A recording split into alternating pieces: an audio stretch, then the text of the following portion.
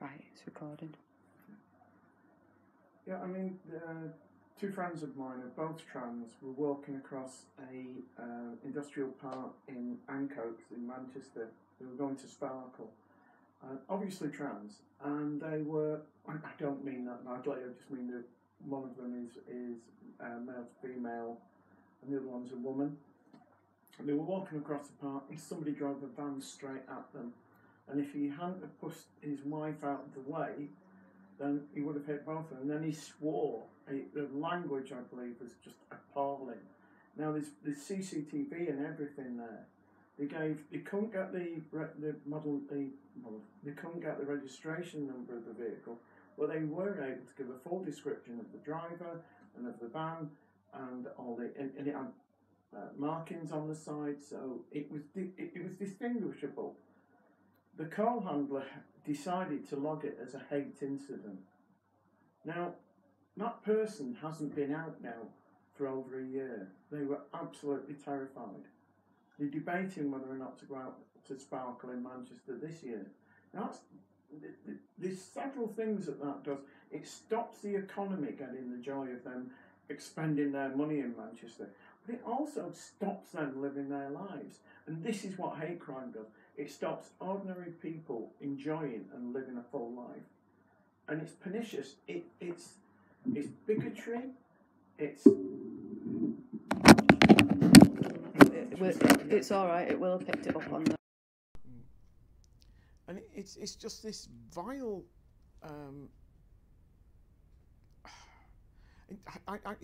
It gets me so angry that it's allowing people to be themselves, and you get it from other groups that think it's okay to have a go because it's not part of their religion, say, or part of their ethos, that it's okay then to have a go at trans people, but then they're the first to bleat if it happens to them within their demographic. So this is top-down thing that well I'm all right up here, I'm listened to, but you're down there, you shouldn't be listened to. The police need to get a grip on this. We're trying to tell them you need to get training. We try to show them a public face of what a trans person is, what we go through, what we have to struggle with. When you've got a group that's suicide rate is over 47%, or self-harming at 47%, it's got to be listened to, because it does damage to people and to lives. And that's the problem with hate crime. It's not going away. And since we're coming out of the EU, people seem to think for some unknown reason it's okay to do. One thing we've found is that we're getting a lot of straight guys coming into areas where trans people are, like in the gay village, because they think that they're on a winner because there's a lot of women there. And half of them haven't got the common sense to realise that a lot of people who go there because it's a gay village and they feel safer. They don't want them in that space, but we can't stop them. But at least we would like them to behave in a reasonable manner. If you don't understand who and why somebody is the way they are, leave them alone. You don't have to make a comment. It's not up to you. We don't need a constant critique on who, what and why we are. What kind of violent abuse have you experienced yourself? I've been punched, I was spat at, I was called a freak, again a pervert, a paedophile I was called, which is more annoying than anything else. I've dealt in some ways with what it's like to be an object of a paedophile's advances.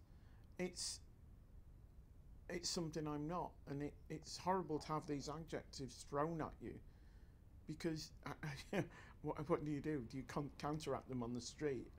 And it seems like it's a throwaway line for these people, and that's the problem. It's oh, I can hurt you with this, but it does hurt, and it does get to you, and it gets under your skin. And I'm finding that when you've got a group that lets it go, they let the pain fester, and it builds. And I think within some of the groups within the LGBT environment. There's too much battling within groups, whereas we should be supporting each other and realising that that's what we need. It's a live and let live thing. That we're not there to get a leg up, if you like, or looking for the next victim for us to jump on in the toilets. We're there because, funny enough, most trans people who go to the toilet actually just go for a wee or to talk with their friends. Like, surprise, surprise, women do. Sorry about this. I told you she's like a hound of the Baskerville. She's such a nutter. And let them sort this out.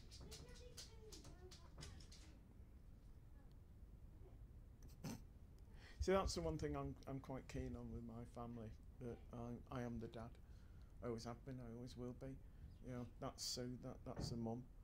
You know, because she filled the role brilliantly, and I would never take that away from her, or try to take it away from her. Yeah. So that's the way I feel. So a lot of other trans girls, no, you must call me mum. No, that's the mum. I'm dad, and that's my role. And I've been quite proud to be that, and I still am. Yeah. I wouldn't like that taken away from me. But my daughter, that one there, she's having a baby at the moment. So I'm going to be a glam ma. I thought it was brilliant. Lindsay came up with that one. I think you'll be a glam ma. Yeah. So yeah, I've just found that dealing with people who've been assaulted and damaged by things that the police do has been quite pernicious. There was one that really got the trans community in quite an uproar. That there was two things. There was one girl who got assaulted on Canal Street quite badly, and she was beaten up while she was out cross-dressing. The A Division dealt with her brilliantly, and they were quite sympathetic. They really did help her out. But then they handed it over to a local force who came out, knocked on their front door, and asked to speak to Harriet or Charlotte or whatever the name was of that trans person. And the wife of the trans person went, "Who are you talking about?" And it was that outing. The moment that they outed her, her life fell apart. And it's that moment you can do so much damage. You know, she didn't want to transition into being a girl, but she was beaten up and assaulted because she was wearing female clothing. You know, she wasn't after getting a guy or anything like that. She just wanted to have a time out while she was dressed as a female. And what's wrong with that? I really don't see what this problem is. And the other one for me, there was a girl I know in Manchester who was badly sexually assaulted, and the police handled it appallingly. Well, you must have asked for it. What? You know, it's an attitude that they had with women. Well, there must have been a reason why they came after you, and that's got to stop. You know, and that's what frightens me a bit, that we do training with the police, and they're not following it through. They'll do it once, and they think that they're done. They'll do a month's training, and that's it. But we never see the older groups, demographic groups within the police. We'll see the younger ones, who most of them do get it, but they still haven't got the time to do anything because it's not top up to top down. There's a famous one where Tony Lloyd and Gary Shune came out to a trans group in Manchester, and they unfolded this new initiative where they were really focusing in on transphobia, and they unfurled this anti-hate crime poster, and the one thing that wasn't on it was transphobia, and they've forgotten to bring the right poster. But that shows you how important it is to certain people, that why bother getting the right poster even though you're going to be bragging about you doing it. And the embarrassment that Gary Shune and Tony Lloyd went through was half of what we go through every bloody week. You go on Canal Street and you'll watch it every night. Every night there'll be something going on where trans people are either abused, spat at, talked to badly, or treated badly, or even physically assaulted. And that has to stop. When you first sought help about wanting to transition, did you experience any violent treatment or harsh treatment? I mean, mine's a bit back now, so yeah, I went to see my GP, and when I told him I knew I was a girl, and I wanted something to stop me feeling that way, he nodded sagely, and in his little Irish brogue told me I was a pervert, phoned my sperm donor who came, dragged me home, and basically he beat the crap out of me. And that was my first inkling that the moment that you stick your head above the parapet, that nasty things can happen to you. And I've got to be honest, every time you get this raised voice coming at you from a masculine point of view, it pushes you down back into feeling like that little child again. For me it does. And I either really rebel and push back if I feel very brave, or I've got a few people around me, or if I'm on my own, I just want to get away from it. Yeah. What sort of improvements do you think the police could make to sort of better handle hate crime against the trans community? Listen and act. They've got to realise that although training the A division in central Manchester is brilliant and making sure they can talk to trans people, we don't live in centre Manchester, most of us. We live in Rochdale, Bury, Salford, and the treatment of people within those areas is appalling. I think the lack of understanding of what it's like to be trans is woeful. And the thing is, we offer to do this training to explain to them what it's like to be trans for free. So there's no excuse, there's no cost to them, apart from having their officers sat there for an hour and a half. Is there anything else you want to say? I just think it's got to stop. You know, the trans women are women. You know, guys will dress as women. Women will dress as guys, and there are trans men. We are who we are. There are butch lesbians, there are lipstick lesbians. There are effeminate gay guys, there are very butch gay guys, there are bare gay guys.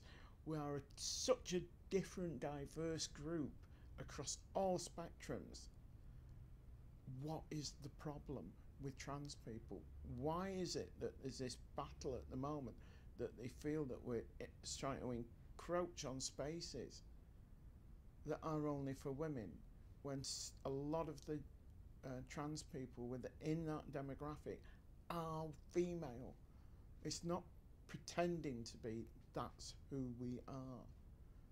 And if you don't like that, then just leave them alone. Do go about your own business, but don't start protesting them. Don't start insulting them with filthy words like penis and paedophile and pervert and everything like that, and all the adjectives that you'd hate levelled at yourself. Don't leap them onto a trans person. Just look at yourself. Are you that perfect?